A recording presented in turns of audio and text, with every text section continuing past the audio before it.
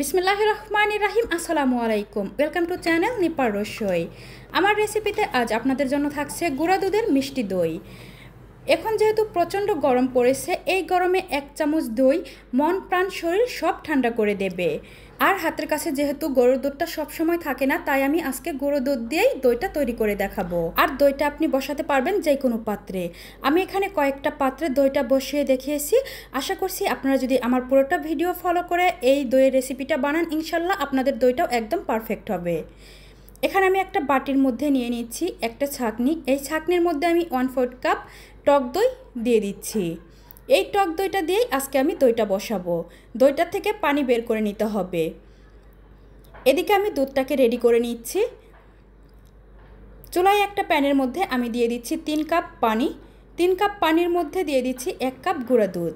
আপনারা চাইলে এখানে 4 কাপ পানিও ইউজ করতে পারেন। যেহেতু গুঁড়া দুধ দিয়েই দইটা বানাবো, তাই এখানে অনেক পানি দিয়ে জাল করে নেওয়ার কোনো প্রয়োজন নেই। 3 কাপ পানি দিয়েই দুধটা জাল করে নেব, এতে দুধটা খুব তাড়াতাড়ি ঘন হয়ে যাবে। এখন দুধ দিয়ে অনবরত নেড়ে চেড়ে তারপর জাল করে নেব। চুলার জালটাকে বাড়িয়ে দিয়ে বলক তুলে নেব। যেহেতু গুঁড়া দুধ দিয়ে দইটা বানাচ্ছি, তাই নিচে দুধটা লেগে যেতে পারে, অনবরত নেড়ে চেড়ে জাল করে নিতে হবে।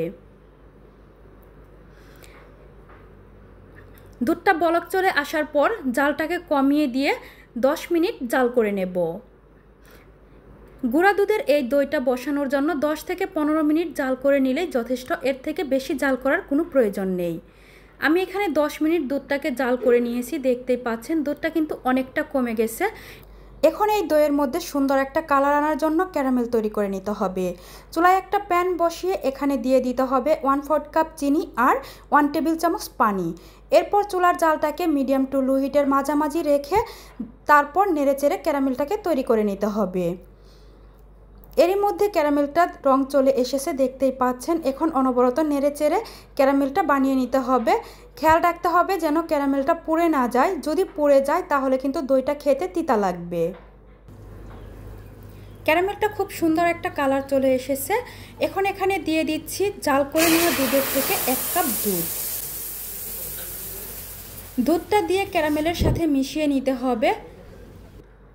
আর দুধটা দেওয়ার পর ক্যারামেলটা জমে যাবে, তাই এখানে ভয় পাওয়ার কিছু নেই। একটু সময় চুলার জালটাকে কমিয়ে নিয়ে নেড়েচেড়ে জাল করে নিলেই ক্যারামেলটা গলে যাবে আর দুধের সাথে খুব ভালোভাবে মিশে যাবে। দুধের সাথে ক্যারামেলটা খুব ভালোভাবে মিশে গেছে। এখন এই ক্যারামেলটাকে আমি জাল করে নেওয়া দুধের মধ্যে দিয়ে দেব। দুধের মধ্যে দেওয়ার পর আমি এই দুধের সাথে ক্যারামেলটাকে খুব ভালো করে নেড়েচেড়ে মিশিয়ে নেব। আপনারা যদি লিকুইড দুধ দিয়ে এই দইটা বানাতে চান তাহলে 2 লিটার দুধকে জাল করে 3 কাপ করে নেবেন। এতে করে দেখবেন দুধের কালারটা ঠিক কিছুটা এরকম চলে আসছে। এখন দইটাকে মিষ্টি করার জন্য দিয়ে দিতে হবে 1/3 কাপ চিনি। আমি এখানে 1/3 কাপ চিনি দিয়েছি, এটাই আমার কাছে সঠিক মনে হয়েছে। আপনারা যদি বেশি মিষ্টি পছন্দ করেন তাহলে চিনিটা আরেকটু বাড়িয়ে দেবেন, কিংবা যদি কম পছন্দ করেন তাহলে চিনিটা আরেকটু কমিয়ে দিয়ে দেবেন। এখন এই চিনিটাকে দুধের সাথে মিশিয়ে নিয়ে আরও 5 মিনিটের মতো জাল করে নেব। এতে করে চিনির থেকে যে পানিটা বের হবে ওই পানিটাও শুকিয়ে যাবে। 5 মিনিট পর চুলার জালটাকে অফ করে দিয়ে দুধটাকে আমি নেড়েচেড়ে ঠান্ডা করে নিচ্ছি। একদম আবার ঠান্ডা করে ফেলা যাবে না। এই দুধের মধ্যে আপনার আঙ্গুলটা ডুবিয়ে দেখবেন। যদি আপনি 8 থেকে 10 মিনিটের মতো রাখার পরেও আপনার আঙ্গুলের জ্বালা যন্ত্রণা না করে, তাহলে বুঝবেন দুধটা একদম পারফেক্ট আছে। আর এ সময়েই টক দইটাকে মিশিয়ে নিতে হবে। আমি যে টক দইটা ঝরিয়ে রেখেছিলাম, দেখতেই পাচ্ছেন এর ভেতর থেকে অনেকটা পানি বের হয়ে এসেছে। এখন এই পানি ঝরিয়ে নেওয়া টক দইটা দুধের মধ্যে দিয়ে দিলাম। দিয়ে এখন দুধের সাথে এই টক দইটাকে খুব ভালো করে মিশিয়ে নিতে হবে। আমি একটা হ্যান্ড উইক্সের মাধ্যমে এই দুধটাকে খুব ভালো করে টক দইয়ের সাথে মিশিয়ে নেব। আর মেশানোর সময় দুধের উপর অনেকটা ফেনা ফেনা উঠে আসবে। আর এই ফেনাটা দইয়ের উপর যখন থাকবে তখন দেখতে অনেকটা ভালো লাগে। আর আপনাদের কাছে যদি ফেনাটা ভালো না লাগে তাহলে দুধটা আপনারা একটু ছেঁকে তারপর দইটা বসিয়ে নিতে পারবেন।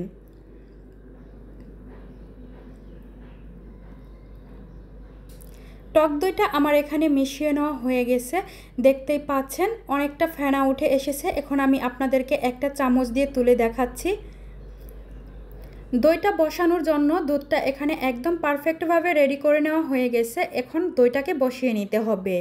আর এমন কোনো কথা নেই যে মাটির পাত্রেই শুধু দইটা বসবে, এমন নয়। দুধটা যদি আপনি একদম পারফেক্টভাবে রেডি করে নিতে পারেন তাহলে যে কোনো পাত্রেই আপনি দইটা বসাতে পারবেন, আর দইটাও অনেক সুন্দর হবে। এখানে আমি দই বসানোর জন্য চায়ের কাপ, প্লাস্টিকের বাটি আর কাচের গ্লাস নিয়ে নিয়েছি। এখন এই সবগুলো পাত্রেই আমি দইটা বসিয়ে দেখাবো।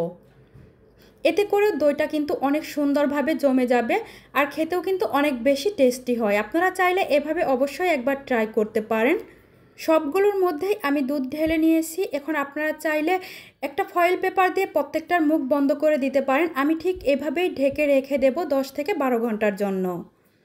10 থেকে 12 ঘন্টা পর আমি ফিরে আসছি। আপনাদেরকে এখন তুয়ালাটা খুলে দেখাচ্ছি। প্রত্যেকটা পাত্রেই খুব সুন্দরভাবে দইটা জমে গেছে। আপনারা অবশ্যই এইভাবে ট্রাই করবেন, একদম নো ফেল রেসিপি। ইনশাল্লাহ আপনাদের দইটা এরকমই পারফেক্ট হবে।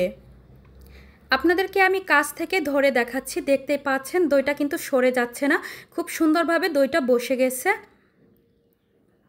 আপনারা চাইলে এ পর্যায়ে দইটাকে 1 ঘন্টা ফ্রিজে রেখে তারপর খেতে পারেন, এতে করে খেতে অনেক বেশি মজা লাগবে।